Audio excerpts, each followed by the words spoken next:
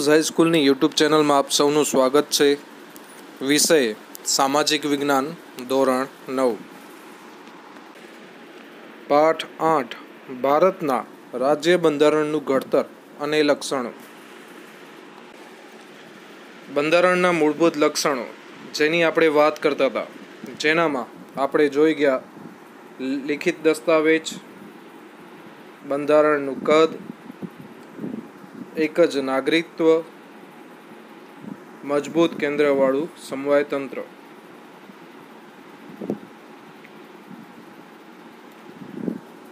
ભારતમાં કેન્દ્ર અને રાજ્ય વચ્ચે સત્તાનું સ્પષ્ટ અને વિશદ વિભાજન કરવામાં આવ્યું છે, જે માટે 3 યાદીઓ બંધારણમાં મૂકવામાં આવી છે। ભારતની અંદર કેન્દ્ર અને રાજ્ય એટલે કે કેન્દ્ર સરકાર અને રાજ્ય સરકાર વચ્ચે જે સત્તાઓ છે એની સ્પષ્ટ વહેંચણી બંધારણની અંદર કરવામાં આવ્યું છે, એનું વિભાજન કરવામાં આવ્યું છે। એના માટે બંધારણની અંદર 3 યાદીઓ તૈયાર કરવામાં આવી છે। એક કેન્દ્ર સંઘ યાદી। સૌ પ્રથમ તો કેન્દ્ર સંઘ યાદી એટલે કે જે દેશ લેવલ કેન્દ્રમાં આખા દેશની સરકાર એટલે કે તેને આપણે કહીશું કેન્દ્ર સરકાર કેન્દ્ર યાદી એટલે કે આખા દેશમાં જે લેવલ છે, આખા દેશ લેવલે જે કેન્દ્ર તો એ આખું સંચાલન છે જે કરશે એને આપણે કહીશું કેન્દ્ર સરકાર, એને આપણે કેન્દ્ર યાદી પણ કહીએ છીએ। સંઘ યાદીમાં કુલ 97 જેટલા વિષયનો સમાવેશ કરવામાં આવ્યો છે। જે કેન્દ્ર સરકાર પાસે સત્તા જે વિષયો સોંપવામાં આવ્યા છે, અલગ અલગ વિષયો, એનામાંથી 97 જેટલા વિષયોનો સમાવેશ એટલે કે 97 જેટલા વિષયો છે એનામાં સંપૂર્ણ રીતે કાયદા ઘડવાની, એનું સંચાલન કરવાની બધી જ જવાબદારી જે 97 વિષયો છે તેના પર કેન્દ્ર સરકાર વર્ચસ્વ હોય છે। નવા કાયદા ઘડવા કે એનામાં બદલાવ કરવો, જેમાં કાયદા ઘડવાની સંપૂર્ણ સત્તા સંસદ ધરાવે છે।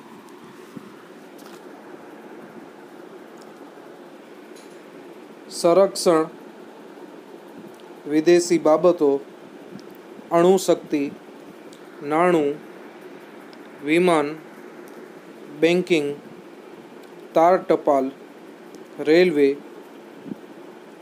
જેવા રાષ્ટ્રીય મહત્વ ધરાવતા ક્ષેત્રોમાં કેન્દ્ર સર્વોપરી સત્તા ધરાવે છે। સંરક્ષણ એટલે કે નેવી, આર્મી, એરફોર્સ, વિદેશી બાબતો તો જેની અંદર જે વિદેશ લેવલે જે કાંઈ નિર્ણય લેવાતા હોય છે, અલગ અલગ દેશોની મુલાકાત થતી હોય છે અને જે કાંઈ ભારત અને બીજા જે અન્ય દેશો છે એમના વચ્ચેના જે સંબંધો છે એના વિશેને લગતી જે કાંઈ નિર્ણય લેવાશે તો એનો સમાવેશ એની અંદર કરવામાં આવશે। અણુશક્તિ એટલે કે અણુ બોમ્બ બનાવવા કે ન બનાવવા એ બધા જ નિર્ણય લેવા માટે કેન્દ્ર સરકાર છે એનો જ નિર્ણય મહત્ત્વનો રહેશે।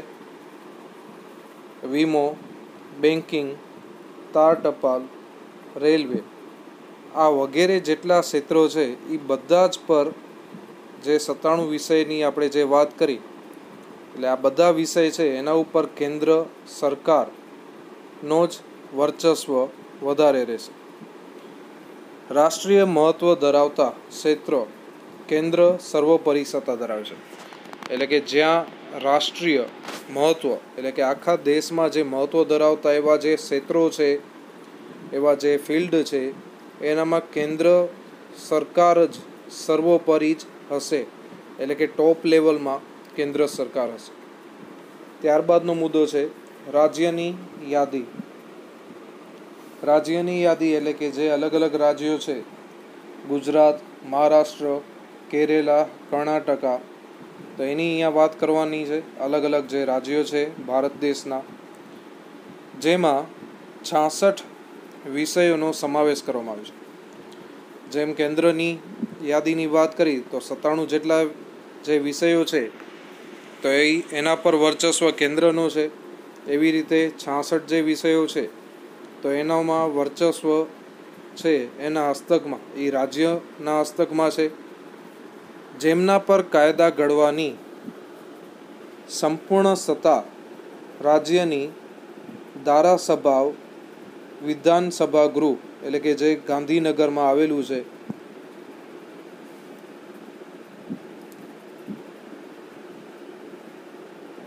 કાયદો અને વ્યવસ્થા, શિક્ષણ, સ્થાનિક સ્વરાજ્યની સંસ્થાઓ, કૃષિ, સિંચાઈ, આરોગ્ય, ભૂમિ, રાજ્યનો આંતરિક વેપાર, વાણિજ્ય વિષયક સેવાઓનો સમાવેશ થાય છે।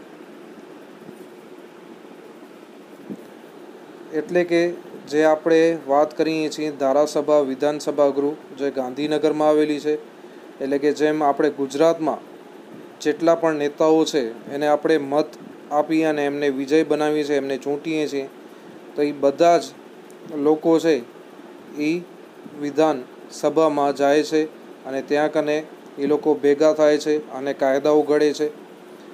તો જેનામાં અલગ અલગ જે વિષયો છે તો કાયદો અને વ્યવસ્થા એટલે કે કેવા પ્રકારના કાયદાઓ ઘડવા, કેવા પ્રકારની વ્યવસ્થા હોવી જોઈએ રાજ્યની અંદર, તો એ બધા જ નિર્ણય એમના દ્વારા લેવામાં આવશે। એવી રીતે સ્થાનિક સ્વરાજ્યની જે સંસ્થાઓ છે તો એને લગતા પણ નિર્ણય એ લોકો દ્વારા લેવામાં આવશે। કૃષિ, સિંચાઈ તો એનામાં પણ જે કંઈ પરિવર્તન કરવાનું છે તો એ બધા જ નિર્ણય છે એ એમના દ્વારા લેવામાં આવશે। એવી રીતે આરોગ્ય તો જે સરકારી હોસ્પિટલોની અંદર જે દર્દીઓ હોય છે સારવાર માટે આવતા હોય છે તો એમને ઓછા ભાવે અથવા તો મફતમાં દવા આપવી ના આપવી, તો એવા જેટલા પણ નિર્ણય હશે એ બધા એ લેશે। એવી રીતે ભૂમિ એટલે કે ખેતીલાયક જે જમીનો હશે તો એના માટેના પણ નિર્ણય, રાજ્યોના આંતરિક વેપાર, વાણિજ્ય એટલે કે જે અલગ અલગ રાજ્યો છે એમના વચ્ચે જે કાંઈ વેપાર થાય છે તો એમની વાત અહીંયા કરવામાં આવી છે। તો એ વગેરેને લગતા કાયદા છે એ રાજ્યની યાદીમાં જેનો સમાવેશ કરવામાં આવશે।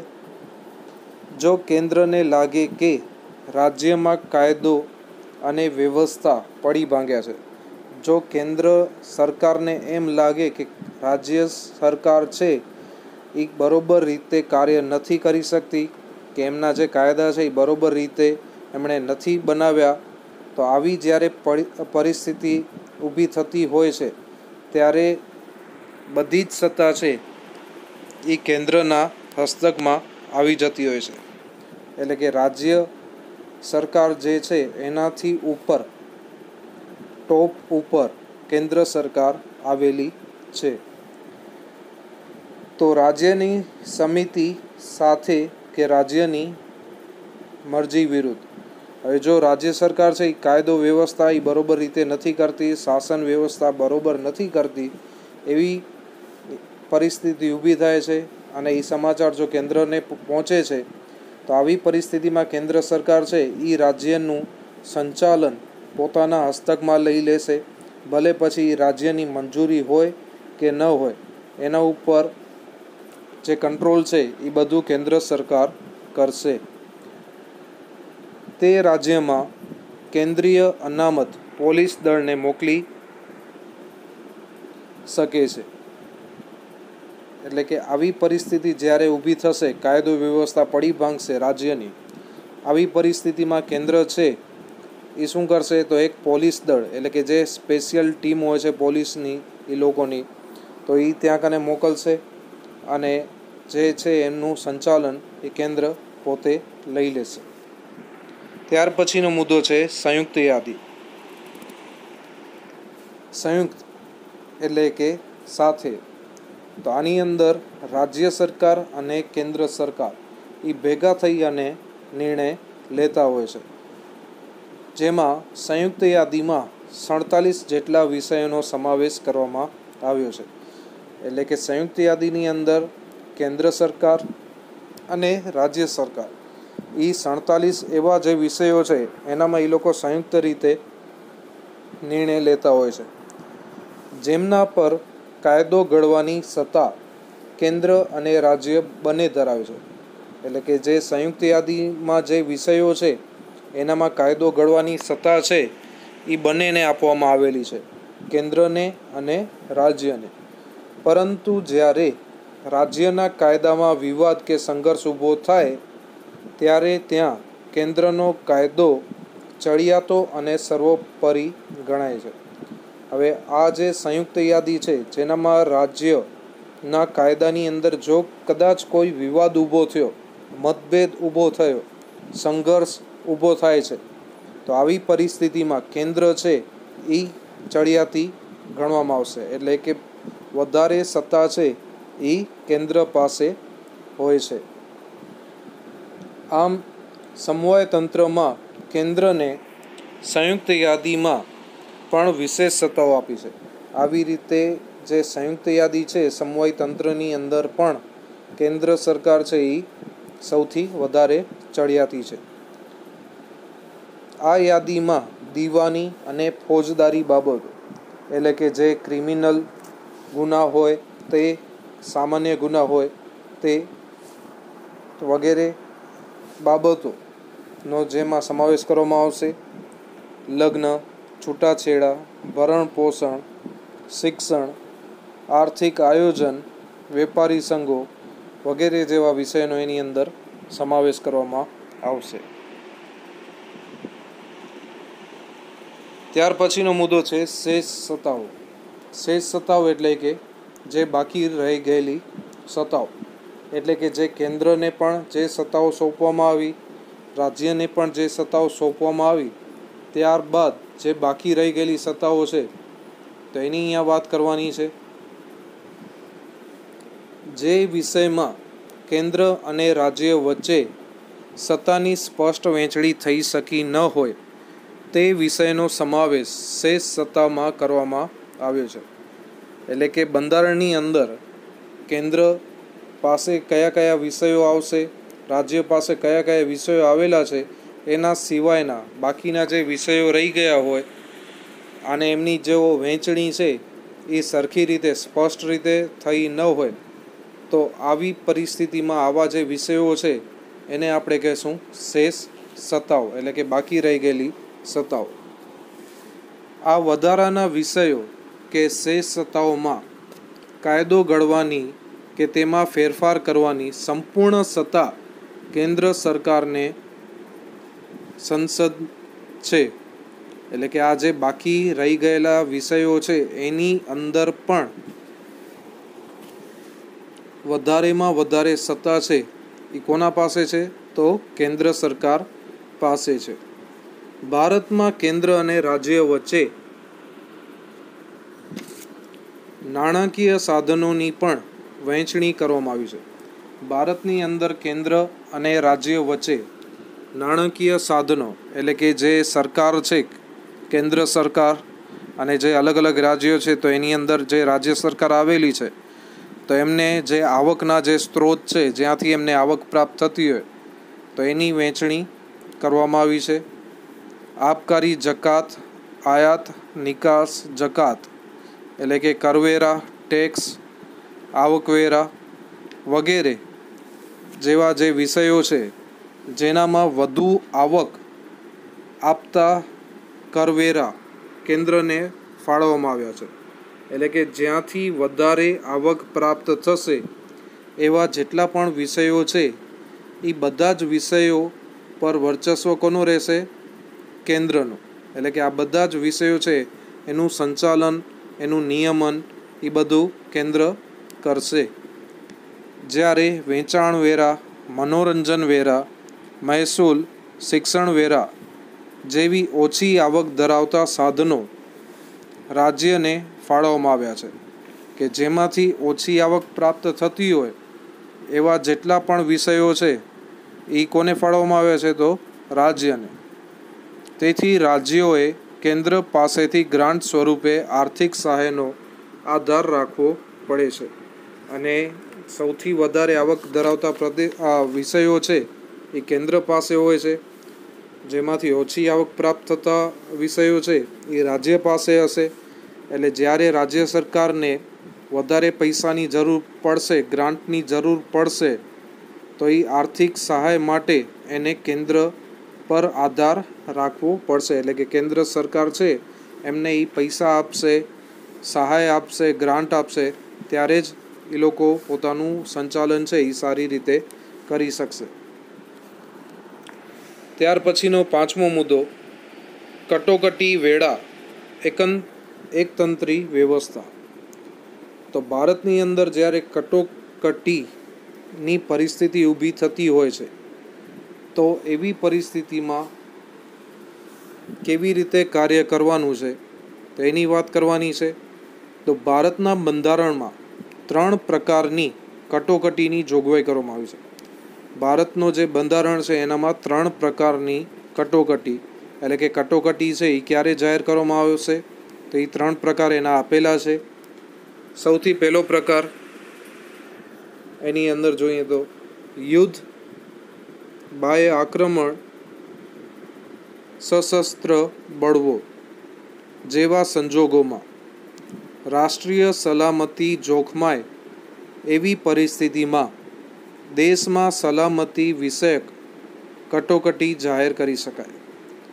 એટલે કે અન્ય દેશો સાથે યુદ્ધ જેવી પરિસ્થિતિ ઊભી થાય, અલગ અલગ દેશો સાથે યુદ્ધ થાય. બાહ્ય આક્રમણ એટલે કે અન્ય કોઈ દેશ, બીજો કોઈ દેશ જો હુમલો કરે છે એવી પરિસ્થિતિ. સશસ્ત્ર બળવો એટલે કે હથિયારો દ્વારા એવા હુમલાને જે થતા હોય છે, જો એવી પરિસ્થિતિ ઊભી થશે, એવા સંજોગો ઊભા થશે, ત્યારે રાષ્ટ્રીય સલામતી જોખમાય, એટલે કે રાષ્ટ્રને, દેશને નુકસાન થતું હોય, એની સલામતી ન જળવાતી હોય એવી પરિસ્થિતિમાં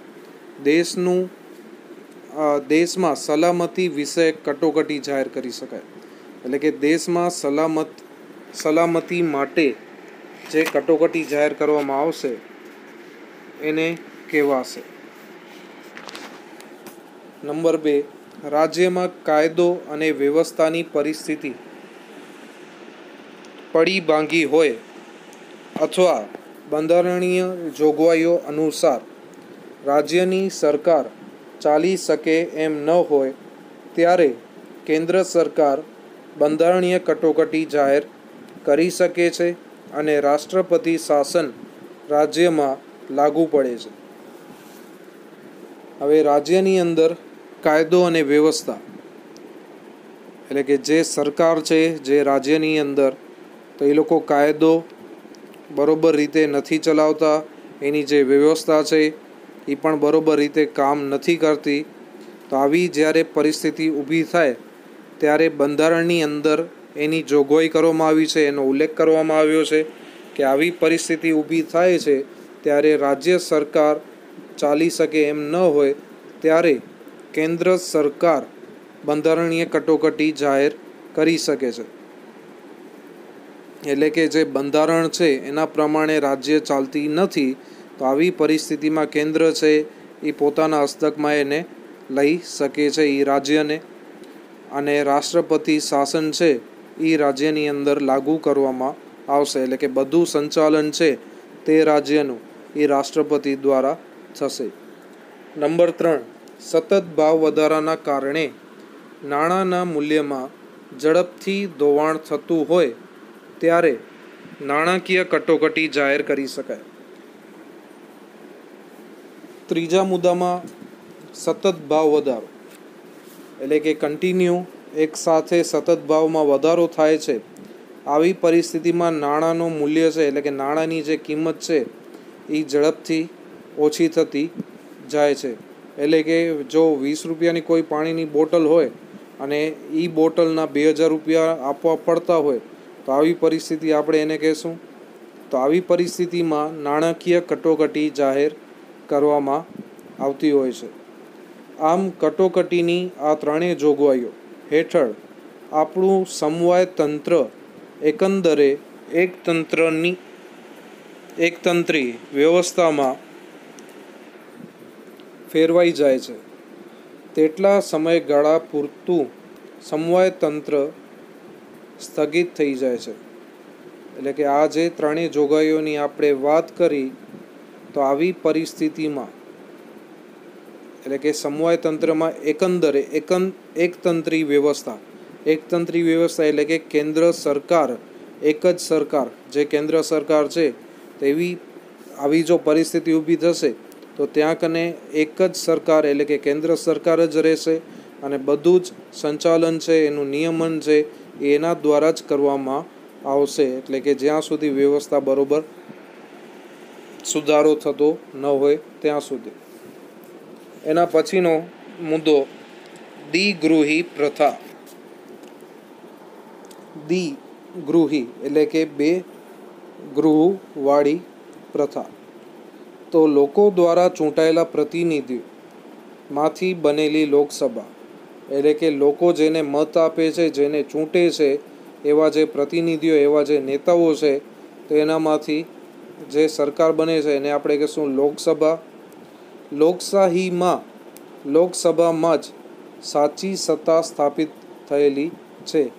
લોકશાહીની અંદર લોકસભામાં જ સાચી સત્તા સ્થાપેલી હોય છે. એટલે કે જે આપણે લોકોને મત આપીએ છીએ, જે ઇલેક્શન ચૂંટણીમાં ઊભા થતા હોય છે એવા લોકોને, તો એને આપણે વિજય બનાવતા હોઈએ છીએ મત આપીને.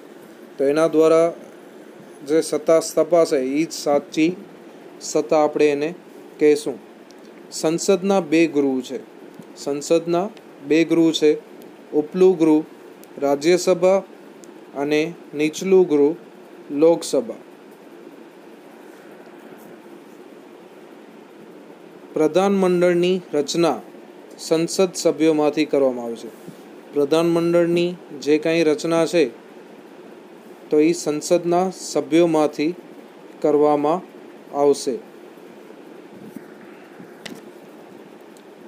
પ્રધાનમંડળ સંસદને જવાબદાર છે.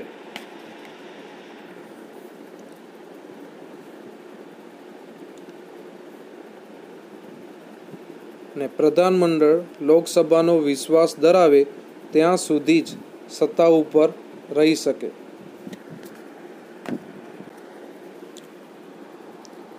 પ્રધાનમંડળની રચના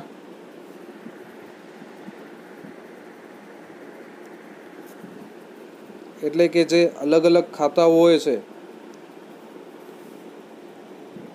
તો તેની અહીંયા વાત કરવામાં આવે છે કે જે અલગ અલગ ખાતા હોય છે, જે સંસદના સભ્યો હોય છે, તો એમને એ બધું કામગીરી સોંપવામાં આવતી હોય છે.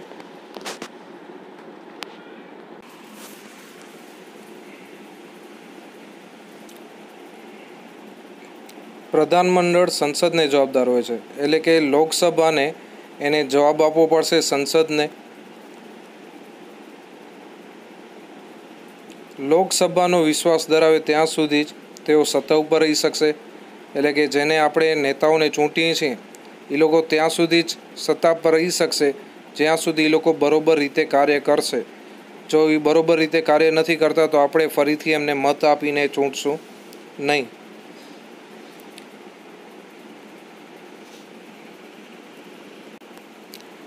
સંસદીય સરકાર એ સંયુક્ત જવાબદારીના સિદ્ધાંત ઉપર કામ કરે છે. હવે સંસદીય સરકાર છે એ સંયુક્ત એટલે કે એક સાથે બધાની સૌની જવાબદારી હોય એવા સિદ્ધાંત ઉપર એમને કામ કરવાનું હોય છે. એટલે કે જેને નેતા હોય છે, જેને આપણે મત આપીને ચૂંટીએ છીએ, તો એ બધા લોકો છે એ એક સાથે પોતાની જે જવાબદારી છે સંયુક્ત રીતે એવી રીતે એમને કામ કરવાનું હોય છે. પ્રધાનમંડળમાં અત્યંત મહત્ત્વના નિર્ણયો લેવાતા હોય છે. પ્રધાનમંડળ હોય છે એની અંદર અત્યંત મહત્ત્વના નિર્ણય એટલે કે આખા દેશ લેવલના જે નિર્ણય છે એ પ્રધાનમંડળ દ્વારા લેવામાં આવતા હોય છે, એમની આખી ટીમ દ્વારા લેવામાં આવતા હોય છે. કેન્દ્રમાં રાષ્ટ્રપતિના નામે ને રાજ્યમાં રાજ્યપાલ ગવર્નરના નામે વહીવટ ચાલતો હોવા છતાં ખરેખર સત્તા કેન્દ્રમાં વડાપ્રધાનની આગેવાની હેઠળ પ્રધાનમંડળ અને રાજ્યમાં મુખ્યપ્રધાન વડપણ હેઠળનું પ્રધાનમંડળ જ વહીવટ અને કારોબારી સત્તા ભોગવે છે. એટલે કે કેન્દ્રની અંદર રાષ્ટ્રપતિ મુખ્ય સ્થાન પર હોય છે, મેઇન સ્થાન પર તે હોય છે, પણ એમના નામે જે કાંઈ સત્તા છે, બધા નિર્ણય છે એ લેવાશે વડાપ્રધાન દ્વારા. એવી જ રીતે રાજ્યની અંદર રાજ્યપાલ ગવર્નર હોય છે, એ મુખ્ય હોય છે, પણ એમની નીચે જે ટીમ હશે, એમના જે નેતાઓ છે, તો એના દ્વારા જ બધા નિર્ણયો લેવામાં આવતા હોય છે.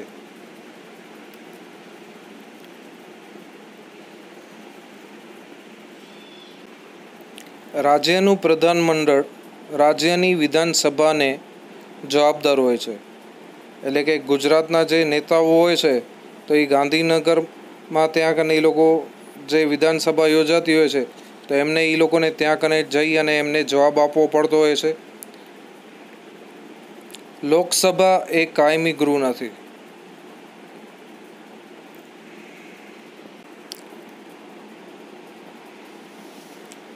તેની મુદત 5 વર્ષની હોય છે. લોકસભા છે એ જ્યારે કાયમી ગૃહ નથી. રાજ્યસભા છે એ કાયમી ગૃહ ગણવામાં આવે છે. એટલે કે લોકસભાની અંદર જે ચૂંટાઈને આવતા લોકો છે, એમની 5 વર્ષની મુદત પૂર્ણ થશે તો તેમને પોતાનું સ્થાન છે, પોતાનું હોદ્દો છે, એ એમને છોડવો પડતો હોય છે. રાજ્યસભામાં સભ્યો રાજ્યની વિધાનસભામાં ચૂંટાઈને આવેલા ધારાસભ્યો ચૂંટે છે. જ્યારે રાજ્યસભાની અંદર રાજ્યની વિધાનસભામાં જે ચૂંટાઈને આવતા લોકો હોય છે, તો એ લોકો ધારાસભ્યો છે, તો એમને ચૂંટે છે અને તેઓ જે તે રાજ્યનું પ્રતિનિધિ કરે છે. રાજ્યસભામાં વિવિધ ક્ષેત્રના નિષ્ણાત અનુભવી એવી 12 વ્યક્તિઓની સભ્ય તરીકેની પસંદગી રાષ્ટ્રપતિ કરે છે.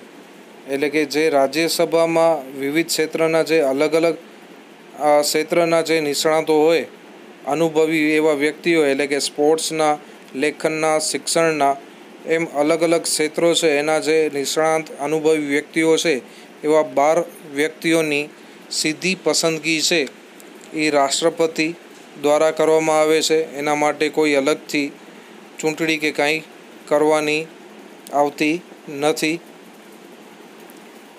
રાજ્યસભા એ કાયમી ગૃહ છે. તેના 1/3 સભ્યો દર 2 વર્ષે નિવૃત્ત થાય છે. રાજ્યસભા છે એ કાયમી ગૃહ છે. એના 1/3 સભ્ય એટલે કે 100માંથી 33 સભ્યો છે એ દર 2 વર્ષે નિવૃત્ત થતા હોય છે. ને તેટલા જ સભ્યો છે એ લોકો ફરીથી ચૂંટવાને પાત્ર થતા હોય છે. એટલે કે એ કન્ટિન્યુ ચાલુ જ રહે છે. આમ રાજ્યસભાના સભ્યો 6 વર્ષ સુધી સભ્યપદ ધરાવે છે. ને રાજ્યસભાની સત્તા પ્રમાણમાં ઓછી છે, જ્યારે લોકસભાની સત્તા વિશેષ અને ચડિયાતી અને નિર્ણાયક છે. એટલે કે રાજ્યસભા કરતાં પણ વધારે સત્તા છે એ લોકસભા પાસે છે. વિશેષ સત્તાઓ છે એના કરતાં એ ચડિયાતી છે, ટોપમાં છે. રાજ્યસભાનું સંપૂર્ણ વિસર્જન થતું નથી. એટલે કે રાજ્યસભાની અંદર છે દર 2 વર્ષે જે એના સભ્યો છે એ નવા સભ્યો એમના આવ્યા જ કરે છે. એટલે એ કન્ટિન્યુ તે ચાલુ જ રહ્યા કરે છે. એટલે એનું વિસર્જન થતું નથી.